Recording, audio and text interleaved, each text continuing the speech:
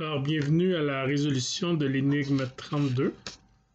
Alors, l'énigme 32, en fait, c'était plusieurs suites et il fallait trouver le terme suivant. Donc, pour trouver le terme suivant, il fallait trouver la logique. Et puis, une fois qu'on avait la logique, évidemment, ça devenait facile de trouver le suivant, mais c'est pas toujours évident de trouver la logique, le pattern ou qu'il y a derrière. Donc, on y va avec le premier, le A. Donc, 1, 1, 2, 3, 5, 8, 13, 21. Alors ça, ici, cette série-là, c'est une série très connue. C'est la série qu'on appelle de Fibonacci. Alors, série de Fibonacci, si jamais ça vous intéresse, cliquez sur Internet, YouTube, Fibonacci série, et vous allez voir le lien entre ça et le nombre d'or. J'en parle pas plus que ça parce que je vais faire des énigmes là-dessus une autre fois. Ce qu'il faut comprendre, c'est que, bon, on part avec 1 et 1, et le terme qui est ici est toujours la somme des deux précédents. 1 plus 1, 2. 1 plus 2, 3. 2 plus 3, 5. 3 plus 5, 8. 5 plus 8, 13. 8 plus 13, 21. Et donc, forcément, 13 plus 21, 34. Et cette série-là continue et ainsi de suite. OK, la B. Alors, on commence par 0, 1, 4, 9, 16, 25, 36, 49. Alors, c'est tout simplement la suite des carrés parfaits. 0 au carré, 0, hein, 0 fois 0, 0. 1 au carré, 1 fois 1, 1. 2 au carré, 2 fois 2, 4. 3 fois 3, 9. 4 fois 4, 16. 5 fois 5, 25. 6 fois 6, 36. 7 fois 7, 49. Et donc, 8 fois 8, 64. OK, le C. 0, 1, 8, 27, 64, 125. Ça croît beaucoup plus vite qu'en B. Alors, effectivement, parce qu'au lieu d'être le carré, ce sont les cubes ici. 0 au cube, 0. 1 au cube, 1 exposant n'importe quoi, c'est 1. 2 exposant 3, 2 fois 2 fois 2, 8. 3 exposant 3, 3 fois 3 fois 3, 27. 4 exposant 3, 64. 5 exposant 3, 125. Et donc 6 exposant 3, 216. Suivant, D. Alors, nous avons 2, 3, 5, 7, 11, 13, 17. Un bond de 1, bond de 2, bond de 2, bond de 4, bond de 2, bond de 4. Les bonds de 2 et de 4 n'ont pas l'air à se suivre. En plus, il y a un bond de 1. Alors ici, la logique, c'était pas la valeur des bonds. Il fallait tout simplement remarquer que c'était la suite des nombres premiers. Ah oui, effectivement, il n'y a pas de 1. 1 n'est pas un nombre premier. Hein? Donc 2, 3, 5, 7, 11, 13, 17. Ce sont tous des nombres qui se divisent uniquement par 1 et eux-mêmes. Le suivant est donc 19. Évidemment, pas 18, ni 20, ni 21. C'est 19 le suivant. OK, numéro E. Nous avons ici 1, 3, 6, 10, 15, 21. Alors ici, c'est ce qu'on appelle les nombres de Gauss. Ça aussi, je vous parlerai de ça dans une autre énigme. On peut les trouver via la formule de Gauss qui est fort simple, ou tout simplement remarquer un pattern qui est de dire de 1 à 3, je fais plus 2, de 3 à 6, plus 3, de 6 à 10, plus 4, 10 à 15, plus 5, de 15 à 21, plus 6, donc je ferai plus 7, 21 plus 7, 28. OK, alors rappelez-vous que je vais vous parler de ça dans une autre énigme plus tard. Le F. Alors nous avons ici 1, 2, 4, 8, 16, 32, 64. Alors ça, c'est ce qu'on appelle les puissances de 2. Alors 2 exposant 0, 1. N'importe quoi exposant 0, ça donne 1, à part 0 exposant 0. 2 exposant 1, 2. Fois 2, 4, fois 2, 8, fois 2, 16, c'est une exponentielle. Un peu comme un virus, hein, comme le fameux corona. Et ici, la base, c'est 2. Donc, fois 2, fois 2, fois 2, donc 64 fois 2, 128. Ensuite, ici, G, nous avons 1, 1, ça part lentement, 2, 6, 24, 120. OK. On ne peut pas y aller ici avec les bons parce que ça fait des bons de 0, bons de 1, bons de 4, bons de 18, bons de 96. C'est comme les bons sont exponentiels. En fait, ici, ce qu'il fallait remarquer, c'est que c'est le factoriel. Alors, on commence avec 0 factoriel. 0 factoriel, pour ceux qui l'ignorent, ça donne 1. Il y a une seule façon de choisir aucun objet. Donc, c'est 1. 1 factoriel, c'est 1 aussi. Il y a une seule façon de prendre un seul objet, c'est 1. Alors ici, à partir de là, ce qu'on fait, c'est qu'on fait 1 fois 2, ça fait 2. 2 fois 3, ça fait 6. 6 fois 4, 24. 24 fois 5, 120. Et 120 fois 6, 720. Alors, ça ressemble à ce qu'on avait vu plus haut, sauf qu'au lieu d'être des plus 3, plus 4, plus 5, plus 6, c'est des fois. Et ça donne le factoriel, qui croît extrêmement vite. Ensuite, le H, nous avons ici 3, 10, 38, 150 et 598. Encore là, quand vous voyez qu'il y a une espèce d'exponentielle, ça ne donne rien d'y aller avec les écarts. C'est une autre subtilité. Alors ici, de 3 dans 10, dans le fond, on pourrait voir ça comme plus 7. Mais 10 plus 7 ne donne pas 38. On pourrait voir ça comme fois 3 plus 1. Oui, 3 fois 3, 9 plus 1, 10. Mais 10 fois 3 plus 1 ne donne pas 38. On peut peut-être le voir 3 fois 4, 12, moins 2, 10. Voyons voir si ça marche. 10 fois 4, 40, moins 2, 38. Oh. 38 fois 4, moins 2, 150. Oh, ça semble marcher. 150 fois 4, moins 2, 598. Alors, le truc, c'est pour aller d'un à l'autre, il fallait faire fois 4 moins 2. Donc, 598 fois 4 moins 2, 2390. OK. Le prochain, le I, c'était le plus difficile de la gang. Alors, nous avions 1, 10, 45, 120, 210, 252. Le suivant, croyez-le ou non, c'est 210. Vous allez dire que c'est ça, ça se met à diminuer. Alors, pour vous l'expliquer, ici, je vais mettre ça de côté. Je vais aller chercher une autre feuille. Alors, je sais que dans une autre énigme, j'en ai déjà parlé, mais je reviens là-dessus. Alors, qu'est-ce que c'est, le I? Comment on arrive à cette séquence-là? Alors, j'ai dessiné ici le fameux triangle de Pascal. Alors, le triangle de Pascal, on part avec 1, puis 1 ici. Et là, pour descendre, ce qu'on fait, on commence toujours avec un 1 à l'extrémité, puis le nombre que je mets ici, c'est toujours la somme des deux chiffres du haut. 1 plus 1, 2. Donc, je mets le 1 à l'extrémité. Je mets toujours les 1 aux extrémités. Donc, je mets un 1. 1 plus 2, 3. 1 plus 2, 3, c'est ça. 2 plus 1, 3. Et finalement, je mets le 1. Ici, j'ai un 1. Alors, le chiffre qui va aller là, c'est 1 plus 3, 4. 3 plus 3, 6. 3 plus 1, 4. Et donc, là, je mets le 1 à l'extrémité. Ici, je mets le 1. 1 plus 4, 5. 4 plus 6, 10. 6 plus 4, 10. 4 plus 1, 5. Et 1. Je continue comme ça, je me rends jusqu'à la 10e ligne. Qu'est-ce que j'obtiens? 1. Ici, 1 plus 9, 10. 9 plus 36, 45. 36 plus 84, 120.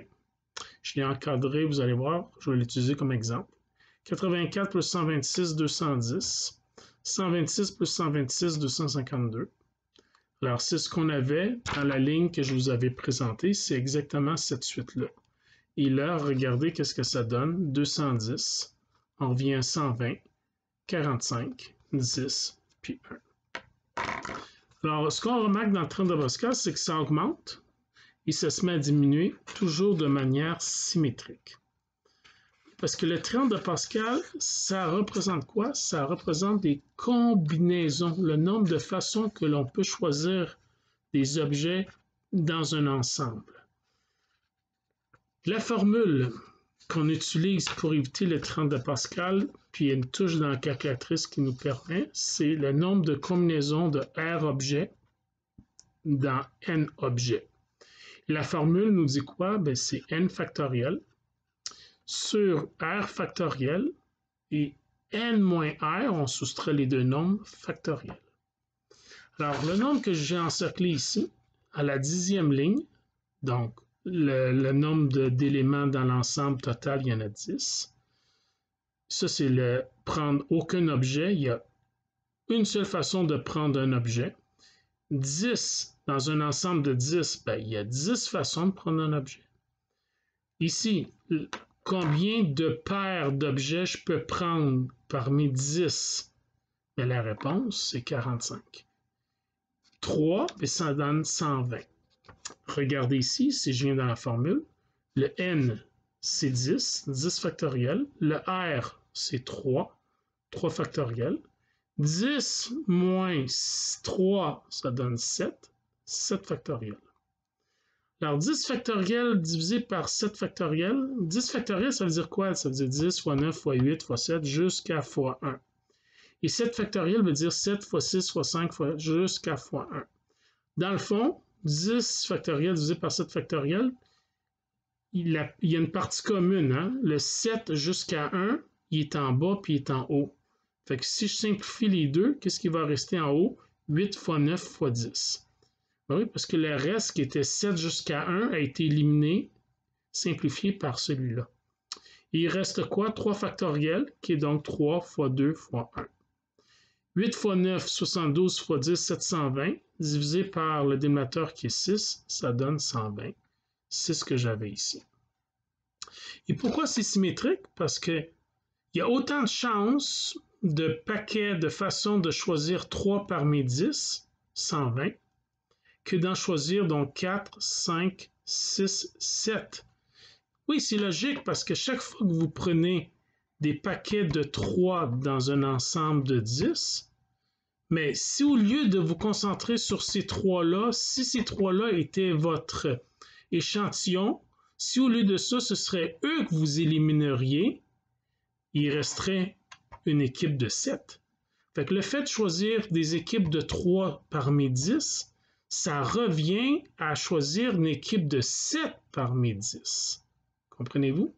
Même chose, d'en prendre 2 parmi 10, c'est comme en prendre 8 parmi 10. Là où il y en a le plus de combinaisons, c'est quand vous êtes en plein milieu. Hein? 5 parmi 10, 252. Puis ça, c'est la façon d'y arriver avec le triangle de Pascal, avec la formule des combinatoires. Mais la formule des combinatoires, d'où est-ce qu'elle vient? Mais dans le fond, quand je veux choisir 3 objets quelconques parmi 10, dans le fond, pour le premier, j'ai le choix entre 10. Le deuxième, j'ai le choix entre 9 objets. Et ensuite, 8 objets. 10 fois 9 fois 8, 720. Mais dans le fond, le premier, deuxième, troisième, j'aurais pu les inverser. Ça aurait pu être le troisième, deuxième, premier, le deuxième, premier, troisième. Bref, il y a combien de permutations possibles de 3? Parce que dans le fond, l'important, c'est d'avoir les 3 objets, pas nécessairement dans l'ordre. Comprenez-vous? Donc, il y en a 3 ici, 3 factoriels. Donc, je le laisse ici. 10 fois 9 fois 8, c'est le raisonnement inverse de tantôt, hein, divisé ici. Ça donne 10 factoriel sur 7 factoriel, puis j'ai le 3 factoriel qui est là. Donc, la formule qui est ici, vient de cette logique-là. Alors, ça, c'était pour le I. Je continue. Alors, le J. Nous avions donc 5, 5, 5, 5, 4, 4, 4, 3, 3, 2. La réponse, ce n'est pas 1, ce n'est pas 0, c'est ce qu'on appelle l'ensemble vide. Effectivement, il ne peut pas y avoir de résultat. Il y en a qui vont dire, mais justement, 0. Non. 0 en mathématiques, ce n'est pas le vide. C'est un résultat, c'est un nombre qui existe. C'est le nombre qui se situe à mi-chemin entre 1 et moins 1. On l'a appelé 0, mais on aurait pu l'appeler étoile, le nombre qui se situe exactement au milieu de la droite numérique. Le 0 en mathématiques, c'est un résultat. Ça ne veut pas dire pas de réponse. Le pas de réponse, c'est une espèce de rond, comme un 0, mais avec une barre oblique. Et pourquoi il n'y a pas de résultat? Parce qu'ici, les 5, il y en a combien? J'en ai 4. Les 4, il y en a combien? 3. Les 3, il y en a combien? 2. Le 2, il y en a combien? 1. Donc ici, je devrais mettre le 1 combien de fois? Aucune fois. Si je mets aucune fois le 1, ensemble vide, non pas 0. Suivant, K. 15, 46, 23, 70, 35, 106, 53, 160, 80, 40. Le nombre suivant, c'est 20. Alors ici, il y a du monde qui m'ont fait la remarque qu'il y avait peut-être une erreur parce qu'ils ont remarqué qu'ici, entre 15 et 46, on a fait x3 plus 1 divisé par 2. x3 plus 1 divisé par 2. x3 plus 1 divisé par 2. x3 plus 1 divisé par 2. Redivisé par 2 et redivisé par 2. Ah! Étrange. Comment ça se fait que là, je me suis mis à diviser par 2 plusieurs fois en ligne? Alors, cette suite-là, on appelle ça la suite de Syracuse. Alors, je vais faire un petit speech là-dessus. La suite de Syracuse, en fait, la conjecture de Syracuse, elle a quelque chose de spécial. C'est que lorsque le nombre est impair, on le multiplie par 3 plus 1 pour en obtenir un nombre pair. Et si le nombre est pair, on le divise par 2. C'est pour ça qu'ici, voyez-vous, j'ai fait x3 plus 1 divise par 2, x3 plus 1 divisé par 2, ça alternait, sauf qu'à partir de 160, c'est un nombre pair, 80, c'est un nombre pair, 40, c'est un nombre pair. Donc, c'est pour ça que les dernières étapes, je n'ai fait que diviser par 2. Alors, si on suit cette suite-là, cette logique-là, on va toujours finir par obtenir 4, 2, 1, 4, 2, 1, 4, 2, 1, 4, 2, 1, 4, 2, 1, 4, 2, 1. Alors, la conjecture de Syracuse prétend que si on respecte le x3 plus 1 pour les nombres impairs et divise par 2 pour les pairs, on va toujours finir par cette suite-là. On a beau l'avoir essayé avec les milliards de nombres qu'on peut essayer avec l'ordinateur, on n'a jamais trouvé de contre-exemple. Donc, c'est clair que ça marche et que c'est vrai. Mais en mathématiques, c'est pas parce qu'on essaye avec 1 milliard de possibilités que c'est une preuve. Parce qu'il y a une infinité de nombres. Peut-être qu'il y a une exception dans un nombre avec 70 chiffres. Je pense pas, là, honnêtement. Mais on ne sait jamais. Donc, ce n'est pas une preuve. C'est pour ça que ça reste toujours une conjecture. Si vous arrivez à le prouver, vous mériterez 1 million de dollars. Oui, alors il y a quelques années, il y a 2 Québécois qui ont cru avoir résoudre ça. Malheureusement, il y avait un petit bug dans leur raisonnement et finalement, ils ne l'ont pas eu. Alors, pour vous prouver que ça donne toujours 4 de 1, 4 de 1, regardez, je pars avec un autre ici. 19. Alors, x3 plus 1, 58, divise par 2, 29. x3 plus 1, 88. C'est pair, je divise par 2, 44, divise par 2, 22, divise par 2, 11. Ah, on est monté très haut, puis là, on descend très bas. Mais on remonte. 11 fois 3 plus 1, 34. La moitié, c'est 17. 17 fois 3 plus 1, 52. On remonte. 26, 13. La moitié, la moitié. 13 fois 3 plus 1, 40. 20, 10, on retrouve ce qu'on avait dans la suite que je vous avais donnée. 5, 5 fois 3, 15 plus 1, 16. 16, 8, 4, 2. 2, c'est pair 1. 1, c'est impair, donc 1 fois 3, 3 plus 1, 4. 4 divise par 2, 2. 2 divise par 2, 1. Et ainsi de suite. 4, 2, 1, 4, 2, 1, 4, 2, 1. Si j'avais commencé avec un autre, disons 23, 23 fois 3 plus 1, 70, divise par 2, 35. 35 fois 3 plus 1, 106, divise par 2, 53. Fois 3 plus 1, 160, divise par 2, 80, divise par 2, 40. Voyez-vous, hein, je suis arrivé à 40 en divisant par 2, alors qu'ici, je suis arrivé à 40 en faisant le x3 plus 1. Mais étant donné que j'arrive à 40, si je continue, je vais retrouver la même suite. 4, 2, 1, 4, 2, 1, 4, 2, 1. Alors, c'est très particulier.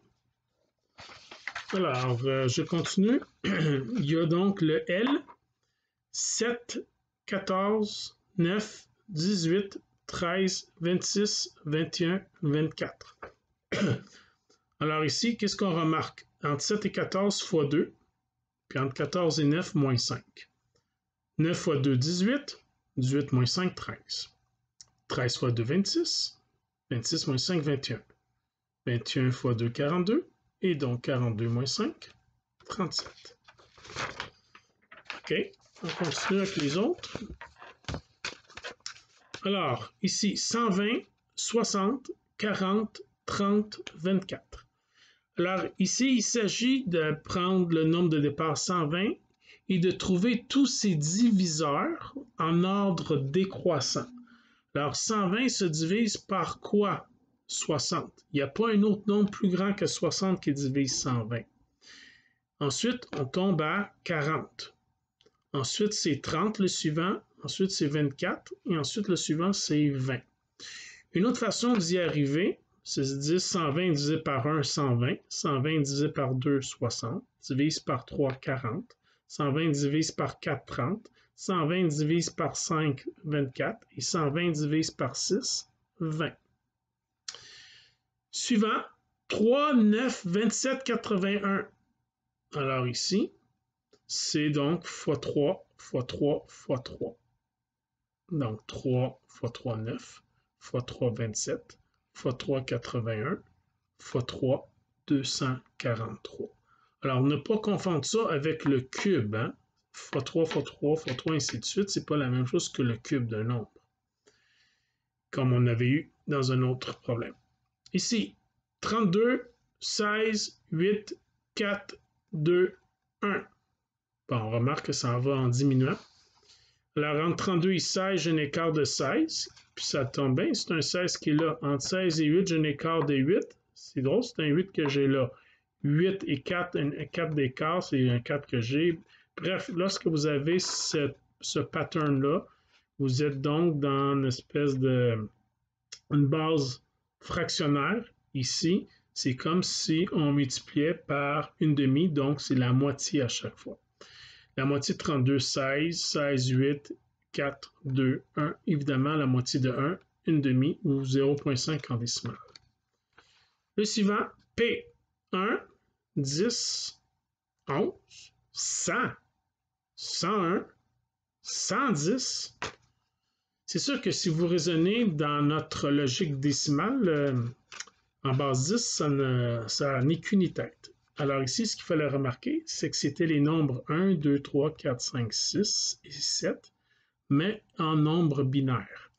Alors le nombre binaire, c'est comme nos nombres à nous, au lieu d'avoir une base de 10, c'est en base 2. Fait qu'on suit la même logique. Nous, là, on a 10 chiffres, ça va de 0 à 9.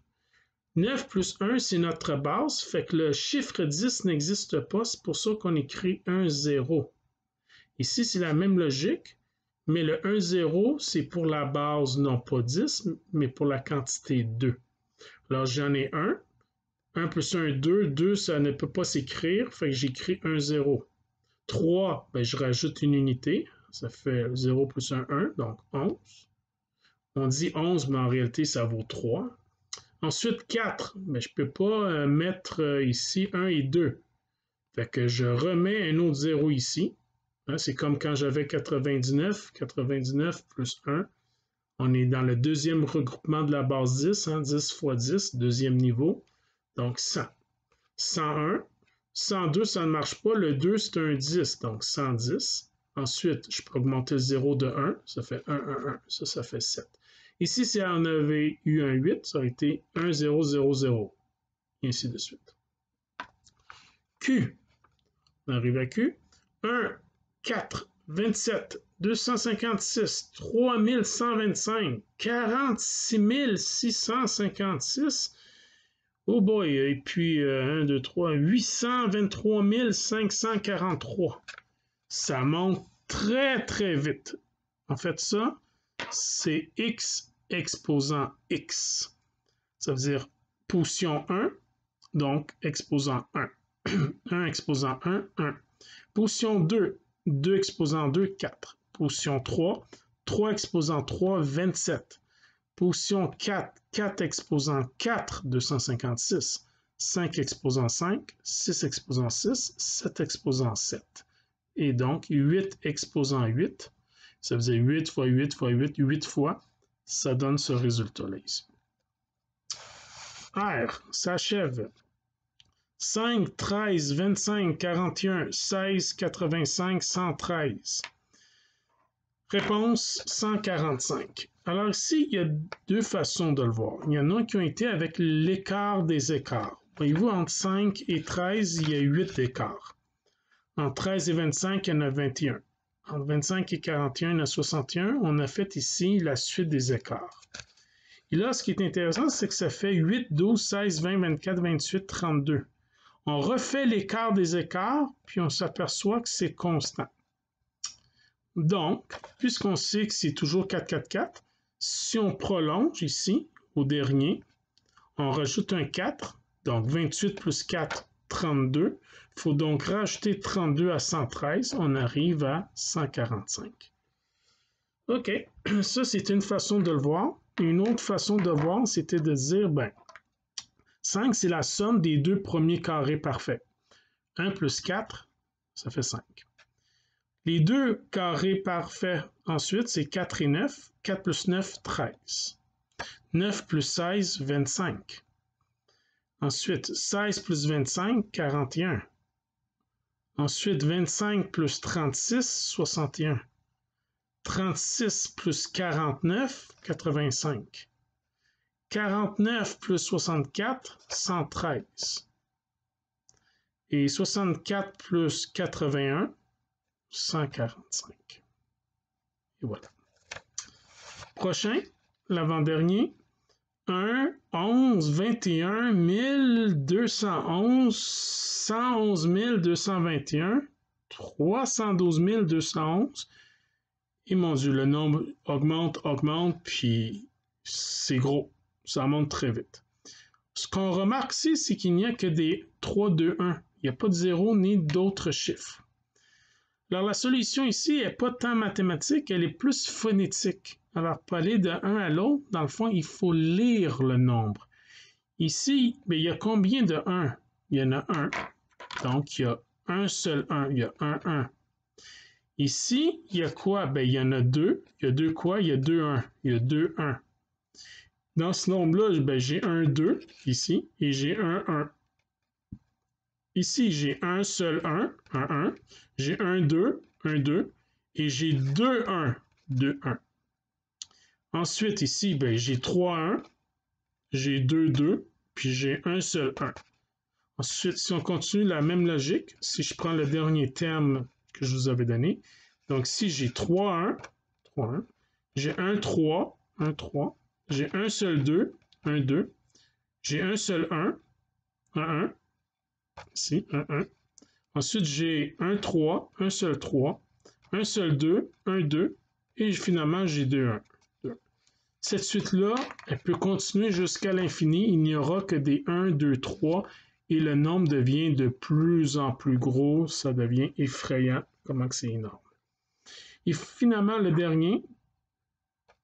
Alors, 43 46 721, ce qui est un gros nombre.